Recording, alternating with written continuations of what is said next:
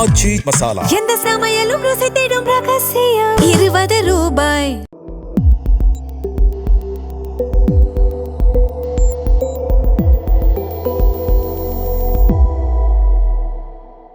Sir வணக்கம். வணக்கம், நேயர்களுக்கு அன்பு வணக்கம். நேற்று தமிழ்நாடு அசெம்பிளி எலெக்ஷன் ரிசல்ட்ஸ்லாம் வந்திருக்கு. முதல்ல ரிசல்ட்ஸ் எப்படி பார்க்குறீங்க? தமிழ்நாட்டோட மிகப்பெரிய கட்சியாக தாவேகா வந்திருக்காங்க, எப்படி பார்க்குறீங்க? மக்களோட விருப்பம் நிறைவேறிருக்கு. அவங்க அதை ஆசைப்பட்டிருக்காங்க. இப்போது நம்ம போன்ற பத்திரிகையாளர்கள் கிட்டத்தட்ட நம்ம போன்றவன நான் உட்பட நான் குறிப்பாக கணிக்க தவறிய ஒரு விடயமாக அதை பார்க்குறேன் நான். ஏன்னா மக்கள்கிட்ட வந்து ஒரு திமுக மீது எதிர்ப்பு இருக்குன்றதை நான் பார்த்திங்கன்னா பதிவு பண்ணிகிட்ருப்பேன். அதே மாதிரி அதிமுக மேலே ஒரு ஃபட்டீக் இருக்குது. அதாவது இவங்க எதுவும் பெருசாக எதிர்கட்சியாக பெருசாக பண்ணலை, ஆளுங்கட்சியாக திமுக சரிவர செய்யலை. அதிமுகவோட உட்கட்சி பிரச்சனையிலே அந்த கட்சிக்கு 4.5 வருஷம் போயிடுச்சு கொரோனா அப்படின்றத நம்ம சொல்லியிருப்போம். அதேமாதிரி திமுகவை பொறுத்தவரையிலும் ஊடகங்கள் வந்து வாயை வந்து மூடிவிட்டு எதுவுமே தப்பு நடக்கலை, இந்த சொத்து வரி, தண்ணி வரி, விலைவாசி இதெல்லாம் ஏறுறது, லாக்அப் டெத் இதெல்லாம் ஒரு பிரச்சனையே இல்லாத மாதிரி பண்ணி போகிறாங்க. கேட்டால் அந்த சைடு கூட்டணி பலமாக இருக்குது காட்டிக்கிட்டு இதுதான் நடக்குது. பட் உள்ளுக்குள்ளே பிரச்சனை இருக்குன்றதை நம்ம சொல்லியிருந்தோம். அவர் விஜய்க்கு வந்து ஒரு அலையோ இல்லை விஜய் கொஞ்சம் வாக்கு வந்து கிடைக்கும் அப்படின்ற மாதிரி பார்த்தோம். ஆனால் விஜய்க்கு ஆதரவாக ஒரு சுனாமி போல் ஒரு அலை அடிக்குன்றதை யாருமே பத்திரிகையாளர்கள் கணிக்கலை. ஜோசியம் சொல்கிறவங்க, அதுக்கப்புறமா வந்து இந்த ஜாதகம் பார்க்குறவங்க, இவங்களில் ஒரு சில பேர் வந்து அதை கணிச்சிருக்கிறாங்க. தாவேக்காரங்களும் கணிச்சிருக்கிறாங்க.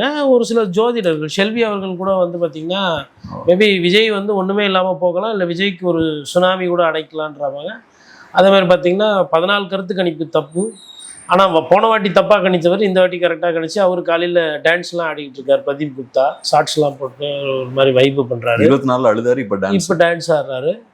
அப்புறம் தாவேக்கால ஒரு சில ஃபெலிக்ஸ், அவரும் பத்திரிகையாளர், அவர் வந்து இல்லை விஜய்க்கு ஏதோ ஒன்று விஷயம் இருக்குன்ற மாதிரி கணிச்சிருக்காரு. ஊடகத்தில் அதிகமாக பேசக்கூடிய ராஜ்மோகன் அவர்கள், அவர், அதுக்கப்புறம் முஸ்தபா அவர்கள், ஒரு அதிமுக ஆதரவு நிலைப்பாடு இருந்தார், திமுக எதிர்ப்பு நிலைப்பாடு இது மாதிரிலாம் இருந்தவர். அவர் போய் மதுரை மத்தியில் நின்று அவர் இன்றைக்கி ஒரு சட்டமன்ற உறுப்பினர். அப்போது ரொம்ப குறைந்த பேர் வந்து அதை கணிக்க முடிஞ்சதோ இல்லை அதை நம்பியிருக்கிறாங்க. கணிக்கிறதுன்ற விட நம்பியிருக்காங்கன்றதை நம்ம பார்க்கணும். அவர்கள் வெற்றி பெற்றிருக்கிறார்கள். அவர்கள் வெற்றி பெற்றார்களோட வாக்களித்த மக்களுக்கு நிறைய பேர் சந்தோஷத்தை வெளிப்படுத்துகிறாங்க. விஜய் ஜெயிச்சிட்டாரு அப்படின்னு அதை நிறைய இந்த ஊடகத்துலலாம் பார்க்குறோம், இந்த சோசியல் மீடியாவில் இந்த ட்ரால் அதெல்லாம். அப்போது விஜய் அவர்கள் கை காட்டுறதை பார்த்து ஒரு டாட்டா காட்டுறது, அவங்களே ஜெயித்த மாதிரி டான்ஸ் ஆடுறாங்க, ஒரு ஆரவாரத்தெல்லாம் வெளிப்படுத்துகிறாங்க. ஸோ அந்த சந்தோஷமானது ஒரு நியாயமானது. மக்களுக்கு வந்து அது வந்து அவங்களோட சந்தோஷம். அதை வந்து நம்ம பார்க்கும்போது ஓகே, ஒரு அரசியல் தலைவர் மீது அவங்க ஒரு நம்பிக்கை வச்சுருக்கிறாங்க. அதன் அடிப்படையில் வந்து அது வாழ்த்துக்கள். இப்போது விஜய் அந்த நம்பிக்கை எப்படி அதை தக்க வைக்க போகிறாரு, அந்த நம்பிக்கை எப்படி பூர்த்தி செய்ய போகிறாருன்றது தான் அவருக்கு இருக்கிற ஒரு தர்ம சங்கடமான சூழ்நிலை. இப்போது இது எப்படின்னா, விஜய் வந்து மக்கள்கிட்ட எனக்கு நீங்கள் உங்கள் ஓட்டை கொடுங்கன்னு கேட்குறாரு. நிறைய இடம் போய் ஓட்டு கேட்கல, போதிய அளவுக்கு உழைக்கலை. ஆனால் மக்கள் வந்து அவரை நிறைய இடத்துல நம்பி ஓட்டு போட்டிருக்கிறாங்க. இப்போ மக்களுக்கு அவர் கடமைப்பட்டிருக்காரு. இப்போ மக்களுக்கு அவர் என்ன செய்ய போகிறாருன்றது தான் இனி நம்ம பார்க்க வேண்டிய ஒரு திருப்புமுனை. இன்னும் உடச்சி சொன்னோன்னா, தேர்தல் வாக்குறுதிகள்ன்றது நம்ம ஊரில் ரொம்ப முக்கியமானது. பல தேர்தல்களில் தேர்தல் வாக்குறுதி ஒரு கதாநாயகனாக இருந்து ஒரு கட்சியை வந்து வெற்றி பெற வச்சுருக்கு. இவரோட தேர்தல் வாக்குறுதி ஒன்றும் பெருசாக பேசப்படலை. இன்ஃபேக்ட் அது நம்ம பார்க்குறோன்னா 6 சிலிண்டரு, 2500 பணம், 8 பவுன் நகை, அது மாதிரிலாம் சொல்லியிருந்தாங்க. பட் அது ஒரு பேசு பொருள் அல்ல. தாவேக்காக்கு ஓட்டு போட்டவங்க எல்லாமே மாற்றம் வேணும், விஜய் வந்து நல்லா செய்வார், ஆட்சி பண்ணுவார் அப்படின்றதான் எதிர்பார்ப்பு. அப்போ அவருக்கு அந்த எதிர்பார்ப்பு அதிகமாக இருக்குது. அப்போது திஸ் இஸ் விஜய் வர்சஸ் விஜய்க்கு ஓட்டு போட்டவங்க, அந்த ஒரு கட்டத்துக்கு வந்து இது போய் நிற்குது. இங்கே இருந்து விஜய் அவர்கள் இதை எடுத்து எப்படி போகிறான்னு பார்க்கணும். ரிசல்ட்டை பொறுத்தவரையிலும் பார்த்தீங்கன்னா இது வந்து விஜய் அவர்களுக்கும் விட விஜய்க்கு ஓட்டு போட்டவங்களுக்கு ஒரு நற்செய்தியான ஒரு விஷயம். விஜயை கணிக்க தவறினர்களுக்கு இது வந்து ஒரு ஷாக். ஏன்னா கொளத்தூரில் வந்து திமுக தலைவர் ஸ்டாலின் அவர்கள் தோற்பார் என்பது எந்த ஒரு பத்திரிகையாளரோ இல்லை எந்த ஒரு ஊடகவியலாளரோ எந்த ஒரு ஜோசியக்காரரோ கணிக்க முடியாது. இப்போ கணிக்க முடியாத ஒரு விஷயம் நடந்திருக்கு. இவர் கூட மிராக்கிள் நடக்கும், அற்புதம் நடக்கும்னு தான் சொன்னார் செங்கோட்டையன். இந்த கொளத்தூரில் இந்த மாதிரி ஆகுன்றது யாரும் கணிக்கலை. இது ஒன்று. இப்போ ஒரு பத்திரிகையாளராக இது எப்படி ஒரு லைனில் பார்க்குறதுனா, இது ஒரு விசித்திரமான தேர்தல். என்ன இதில் விசித்திரம்? திமுக 70 சட்டமன்ற தொகுதிக்கு மேலே பிடிக்குது. எதிர்க்கட்சி தலைவராக உட்கார்ந்து அந்த அவையை நடத்தக்கூடிய எல்லா தகுதி படைத்த முன்னாள் முதலமைச்சர் ஸ்டாலின் அவர்கள் இன்றைக்கி அவையில் இல்லை. கட்சி ஜெயிக்குது, தலைவர் தோக்குறார். கட்சி ஒரு 47 சட்டமன்ற தொகுதி பிடிக்குது. 98,000 ஓட்டில் எடப்பாடி பழனிசாமி ஜெயிக்கிறார், முன்னாள் முதலமைச்சர். ஆனால் அவரால் எதிர்க்கட்சி தலைவராக உட்கார முடியல. சரி, ஒருத்தர் 108 தொகுதி ஜெயிக்கிறாங்க, தாவேக்கா 2 இடத்துல போட்டி இடத்துல ஜெயிக்கிறாரு. அவரே சிங்கிள் மெஜாரிட்டியில் யாருக்கிட்டையும் ஆதரவு கேட்காம, யாருக்கிட்டையும் தயவு கேட்காம அவர் முதலமைச்சர் ஆவார்னு பார்த்தா அதில் ஒரு 10 சீட்டு நெருக்கடி. ஆனால் அங்கே சிக்கல் இருக்குன்னு நினைக்கிறீங்களா? ஏன்னா இப்போ சிறிய கட்சிகள்லாம் போய் சேர்றதுக்கான வாய்ப்பு இருக்குன்றாங்க. சிறிய கட்சிகள் சேர்க்கறது ஒன்றும் தப்பு கிடையாதுங்க. நீங்கள் சிறிய கட்சிகள் 3-4 பேர் சேர்க்கும்போது என்னென்னா ஆளுக்கு ஒன்று கேட்பாங்க. இப்போது இந்த சிறிய கட்சிகள் தான் திமுக கூட்டணியை பலவீனப்படுத்துறதே இந்த சிறிய கட்சிகள் தான். என்னென்னா அவங்களுக்கு எத்தினி, எங்களுக்கு எத்தினி, அவங்களுக்கு இந்த இலாக்காவா, எங்களுக்கு இந்த இலாக்கா, எங்களுக்கு துணை முதல்வர் பதவி வேணும், இல்லை அதுக்கு நிகராக வேணும், இல்லை சபாநாயகரை எங்களுக்கு கொடுங்க, இதெல்லாம் இவங்க கேட்கக்கூடியவர்கள். காரணம் என்னென்னா தாவேக்காவை விட அரசியல் இவங்களுக்கு நல்லா தெரியும். இவங்ககிட்ட எம்எல்ஏ நம்பர் இல்லை, ஆனால் அந்த பழைய வரலாறு என்ன ஏதுன்றது தெரியும். இப்போ அந்த மாதிரி ஆட்களை வந்து இப்பொழுது இன்னைக்கு வராங்கல்ல, நாங்கள் தயார்ன்றவங்க, இந்த உடனே வரவங்கள நம்புறது கொஞ்சம் ரிஸ்க். சரிங்க, அரசியலில் வந்து நம்ம வந்து யாராக இருந்தாலும் சந்தேகப்படணும், எப்படியா இருந்தாலும் பார்க்கணும். இப்போ நேற்று சூழ்நிலையை நம்ம நிறைய டீகோட் பண்ணி பேசுகிறோம். போன வாரம் எப்படி இருந்தது, அதுக்கு முன் வாரம் எப்படி இருந்தது. இந்த வாரம் சூழ்நிலை என்னன்னா, இவர்களெல்லாம் திமுக வெற்றி வரும், திமுகவோட சேர்ந்து பயணம் பண்ணலாம் அப்படின்னு இருந்தவங்க இன்னைக்கு திமுக தோத்த உடனே அந்த ஈரம் காயறதுக்கு முன்னாடி வெள்ளை எடுத்துகிட்டு ரெடியாக இருக்கிறாங்க. இல்லை, 2 விஷயம். ஒன்று, இன்னொரு தேர்தல் வரக்கூடாது, ஜனநாயகப்படி மக்கள் வந்து நிறைய பேர் ஓட்டு போட்டுக்கிறாங்க, அதோடு நம்ம ஒத்து போகிறது தான் இயல்புன்னு நினைக்கிற சாதாரண அரசியல் பார்வை ஒன்று. இந்த சூழ்நிலையை பயன்படுத்தி ஆட்சியில் பங்கு, அதிகாரம் பங்கு அப்படின்னு நினைக்கக்கூடிய ஒரு சிலர் இருக்கிறாங்க. இப்போ விஜய் அவர்களுக்கு வந்து இதெல்லாம் வேலை, இதை பிரித்து பார்த்து பண்ணணும். இந்த விஷயத்தில் மரியாதைக்குரிய வைகோ அவர்களோட அந்த நிலைப்பாடு இருக்குல்ல, அது வந்து கிரேட். சொல்கிறாரு, இந்த ஆட்சி அதிகாரம் பங்கு அதெல்லாம் இல்லை, கூட்டணிக்கு நாங்கள் வந்து திமுகவில் தான் நின்னோம், 2 எம்எல்ஏ தான் உதயசூரியனில் நின்று இருக்கிறாங்க. இப்போ வந்து அவங்க வந்து எங்கள் எம்எல்ஏ வந்து இப்போ ஒரு வேலை ஒரு முதலமைச்சராக உட்காரணும். இப்போ விஜய் தான் வந்து இப்போ முதலமைச்சராக உட்காரணும், அதான் இயல்பு, அதான் மரபு, அதான் நம்பர் இல்லைனாலும் கூட கவர்னர் வந்து அதிகமான வாக்கு வாங்கின ஒரு எம்எல்ஏ கட்சியை தான் கூப்பிடணும். அப்படி பார்க்கும்போது மெஜாரிட்டி இல்லைனாலும் விஜய் தான் அழைக்கணும். விஜய் முதலமைச்சராக உட்கார்றாரு அப்படின்னும்போது சபாநாயகர் தேர்தல் நடக்கணும். அதுக்கப்புறம் அவருக்கு 119 எம்எல்ஏ இருக்குது, 118 எம்எல்ஏ இருக்குன்றதை ப்ரூவ் பண்ணணும். அது ப்ரூவ் பண்ணிட்டா பிரச்சனை கிடையாது. மேபி 6 மாதம் கழிச்சு ஒரு நோ கான்ஃபிடன்ஸ், நம்பிக்கை இல்லா தீர்மானம் கொண்டு வந்தாங்கன்னா அப்போ ஒரு சிக்கல் இருக்குது. ஏன்னா இட் இஸ் சிட்டிங் ஆனால் மெஜாரிட்டி இல்லாத ஒரு தொங்கு சட்டமன்றத்தில் ஹங்கில் நிற்கிது. ஹங்கு வந்து என்றைக்குமே ஒரு பிரச்சனை. அப்போ இந்த பிரச்சனையை வந்து அடுத்த கட்டமாக விஜய் இது எப்படி கிளியர் பண்ண போகிறாருன்றது பார்க்கணும். என்னை பொறுத்தவரைலாம் இந்த நேரம் வந்து அவர் கொஞ்சம் இன்னும் வேகமாக அதை ரெடி பண்ணியிருக்கணும். என்ன ஏதுன்றது கொஞ்சம் ஸ்லோவாக போகிறாங்க. Maybe it is taking time. பண்ணிட்டு இருப்பாங்கன்னு நினைக்கிறேன், பின்னாடி பண்ணிட்டு இருப்பாங்க. அது எவ்வளோ நாள்? ஏன்னா இப்போ மற்ற கட்சினா நமக்கு உடனடியாக செய்திகள் வரும். தாவேக்காவை பற்றின விஷயங்களை பொறுத்தவரை என்ன உள்ளே நடக்குதுன்றது வெளியில் தெரியாது. இந்த பனையூர் கேட்டுக்கு உள்ளே நடக்கிற விஷயங்கள் வந்து சீக்கிரமாக வெளியில் வர்றது கிடையாது. அதனால் அவங்க என்ன பண்ணுறாங்கன்னு தெரியல. சரி, ஓகே, அந்த கட்சியிலேயே அனுபவசாலிகள் இருக்கிறாங்க, செங்கோட்டையன் இருக்காங்க, ஜேசிடி பிரபாகர் இருக்கிறாங்க, முன்னணி நிர்வாகிகள்லாம் நிறைய பேர் மற்ற கட்சியிலேருந்து வந்தவங்களாம் இருக்கிறாங்க. பட் ஒரு நியாயமான ஒரு பார்வை என்னை பொறுத்தவரை என்னென்னா, மாற்று கட்சியிலேருந்து உடனே வந்த சீட்டுக்கு வாங்கிட்டு இருந்தாங்களே அவங்கள விட விஜய் அவர்களே நம்பி ரொம்ப நாளாக இருக்காங்க இல்லையா, அவங்களுக்கு அதீத முக்கியத்துவம் கொடுக்குறாங்க அப்படின்னா அந்த கட்சி வந்து இன்னும் நல்லா சிறப்பாக இருக்கும். ஆனால் அது ஒரு சிக்கல் என்னன்னா சார், இப்போ ஒரு சைடில் தாவேக்கா, இன்னொரு சைடில் திமுக, அதிமுக, இந்த 3 கட்சிகளை மைனஸ் பண்ணிட்டோம்னா கொஞ்சம் சீட்ஸ் தான் இருக்கு. அந்த கொஞ்சம் சீட்ஸ்ல இருந்து தான் தாவேக்கா கட்சிகளை உள்ள கொண்டு வந்து அலையன்ஸ் ஃபார்ம் பண்ணணும். பெரிய ஆப்ஷன் இல்லை. நீங்க அதிமுகவையும் திமுகவையும் மைனஸ் பண்ணிட்டீங்கன்னா சில சிறிய கட்சிகள் தான் இருக்காங்க. ஸோ விஜய் அவர்கள் யார் வந்தாலும் சேர்த்துக்கலான்ற மூட்ல தான் இருப்பாருன்னு நினைக்கிறேன். யார் வந்தாலும் சேர்த்துக்கிறான்னு மூட் நினைக்கிறேன் அவருக்கு. வாஜ்பாய் பிரதமர் ஒரு ஓட்டுல தோத்துருக்காரு. அப்போ இந்த இடத்துக்கு வர்றது ஈஸி. இதுக்கப்புறம் இதை தக்க வைக்கிறது இருக்கு இல்லைங்களா, அது ரொம்ப கஷ்டம். இதுவுமே நான் முன்னாடி இன்னொரு காணொலியில் கூட சொன்னேன், இந்த வெற்றி வந்து அவருக்கு சுலபமாக தான் அங்கே வந்திருக்கு. இது வந்து மிக ஒரு கடின உழைப்பு அப்படின்றதெல்லாம் கிடையாது. இப்போ ஒரு சைடு வந்து மாற்றம்னு கரடியாக கத்தி தேஞ்சி கருப்பாகி ஊராக போய் முட்டி தேய பிரச்சாரம் பண்ணி தாங்கெட்டு தான் தம்பிங்களுக்கு வாய்ப்பு கொடுத்து ஒன்றுமே நான் 8% இருந்த வாக்கு சதவீதம் அப்படியே நோஸ் டைவ் ஆகி நாம் தமிழர் கட்சியை பார்க்குறோம். இந்த சைடு தாவிக்காவை பார்க்குறோம். வந்த மொதல் தேர்தலே வந்து ஒரு நல்ல வெற்றி, அதாவது வரலாறு காணாத அளவுக்கு வெற்றி பெற்றிருக்கிறாங்க. அப்போ எம்ஜிஆர் அவரோட ஒப்பிடுறாங்க, என்டிஆரோட ஒப்பிடுறாங்க. இந்த ஒப்பீடு எந்த அளவுக்குன்றதுல எனக்கு உடன்பாடு கிடையாது. அவர்கள் போக்கு. ஏன்னா அவங்களாம் வந்து கவர்மெண்ட்டை ஸ்டேபிளாக போய் உட்காந்தவங்க. இந்த மாதிரி தொங்கு சட்டமன்றமோ இல்லை மற்ற கட்சியிலேருந்து வந்தவங்களுக்குலாம் சீட்டு கொடுத்து நிற்கல. அவங்க யதார்த்தத்தை புரிஞ்சுக்கணும். வாக்கு சதவீதம் வேணால் கிட்ட போகலாம். 2 நாளைக்கு முன்னாடி வந்தவங்களுக்கு சீட்டு, 1 வாரம் முன்னாடி வந்தவங்களுக்கு சீட்டு, 10 நாளைக்கு முன்னாடி வந்தவங்களுக்கு சீட்டுலாம் அப்படி கிடையாது. அப்போ அவங்களோட ஃபவுண்டேஷன் வேறு, உங்களோட ஃபவுண்டேஷனில் இன்னும் கொஞ்சம் ப்ராப்ளம் இருக்குது. அப்போ அதை வந்து விஜய் வந்து அதை ரெக்டிஃபை பண்ணணும். அவர் ஒன்று ஃபவுண்டேஷன் வீக்காக இருந்தால் அரசியல் என்ன பிரச்சனை வரும் நினைக்கிறீங்க? நீங்கள் சொன்ன மாதிரி, ஏன்னா இப்போ ஏடிஎம்கே இருந்த பெரிய அடித்தளமோ திமுக இருந்ததோ இல்லை, அது எப்படி பாதிக்கும் நினைக்கிறீங்க? சார், இது வந்து நயவஞ்சகமான ஒரு அரசியல், புரியுங்களா? இன்றைக்கி வந்து ஐயா காமராஜரோ கக்கனோ இங்கே வந்து அரசியல் பண்ணுறது கிடையாது. இன்றைக்கி நாளைக்கு வந்து ஒரு வேளை ஃபவுண்டேஷன் ஸ்ட்ராங்காக போடலை, இல்லை வந்து ஒரு சில சிக்கல்கள் வருது, நம்பிக்கையில்லா தீர்மானம் வரும்போது விஜய் அவர்கள் தோல்வி பெற்றாருன்னா அவர் முதலமைச்சர் பதவியை ராஜினாமா செய்யும். இப்போது எடப்பாடி பழனிசாமி வந்து பதவி ஏற்றுக்கிட்ட பொழுது இதே சிக்கல் இருந்தது. 18 பேர் தகுதி நீக்கம் பண்ணப்பட்டாங்க. அப்போது அவர் சமாளிக்கிறார்.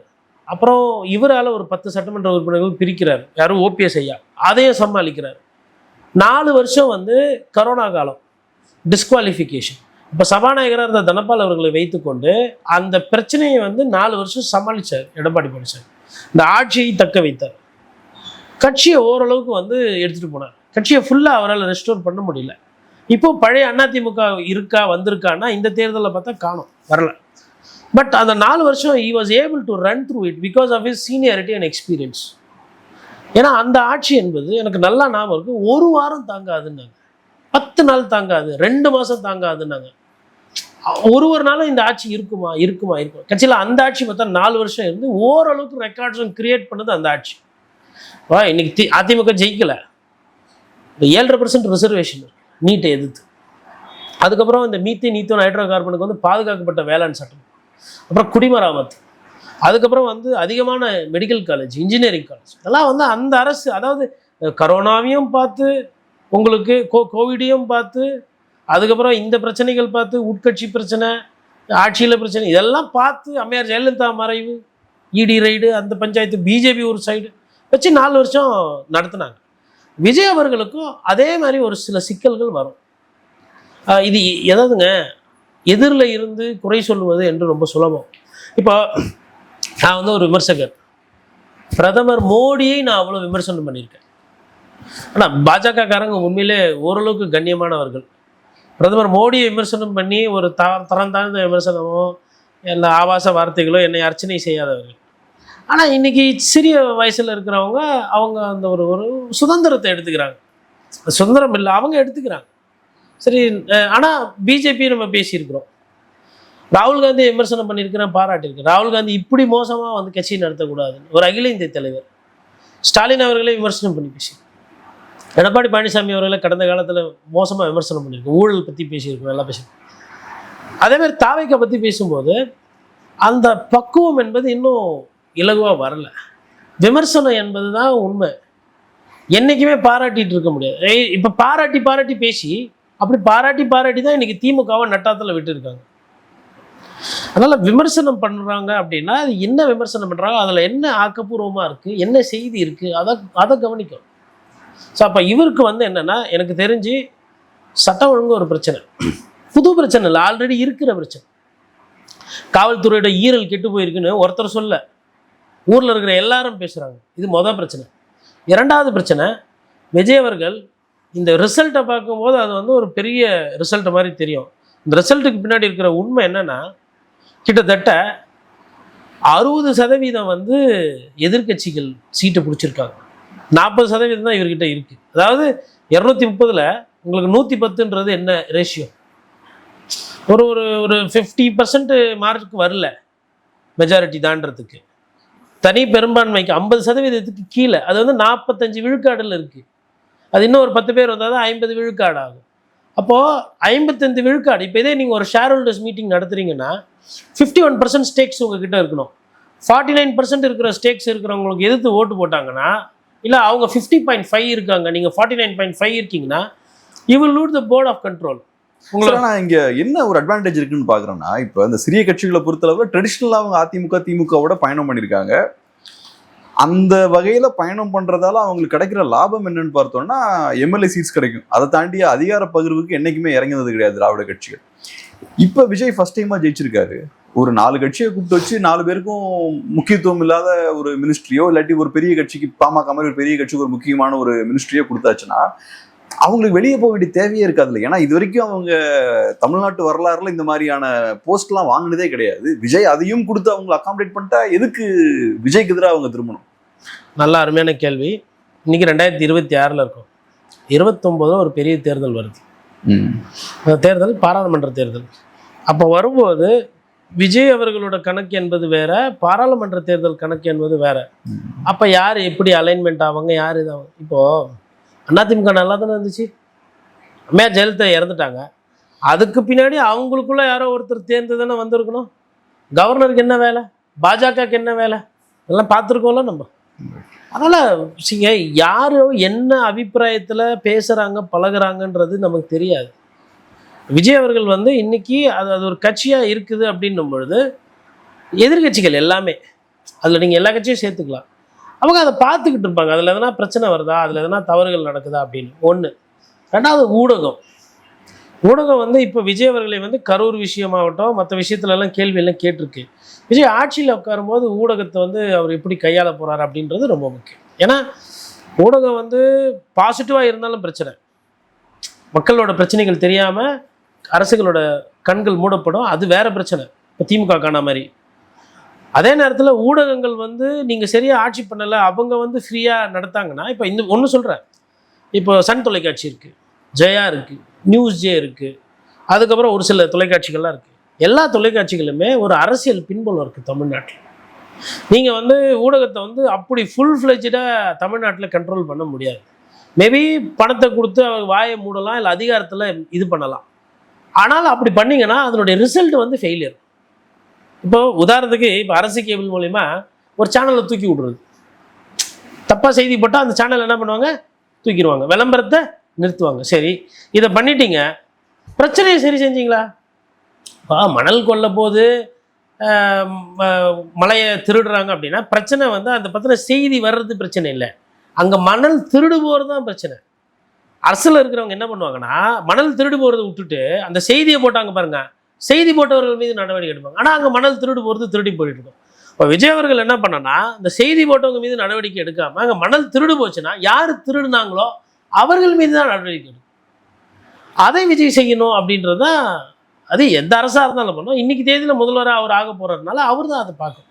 இதுதான் அவருக்கு இருக்கக்கூடிய சிக்கல். இன்னும் வெளிப்படையாக சொல்லணும்னா ஒரு 5 துறை அவர் இமீடியட்டாக கவனம் செலுத்தணும். ஒன்று காவல்துறை, ரெண்டாவது பெண்கள், காவல்துறையிலே பெண்கள் பாதுகாப்பு வந்துடும், இது ரொம்ப முக்கியம்.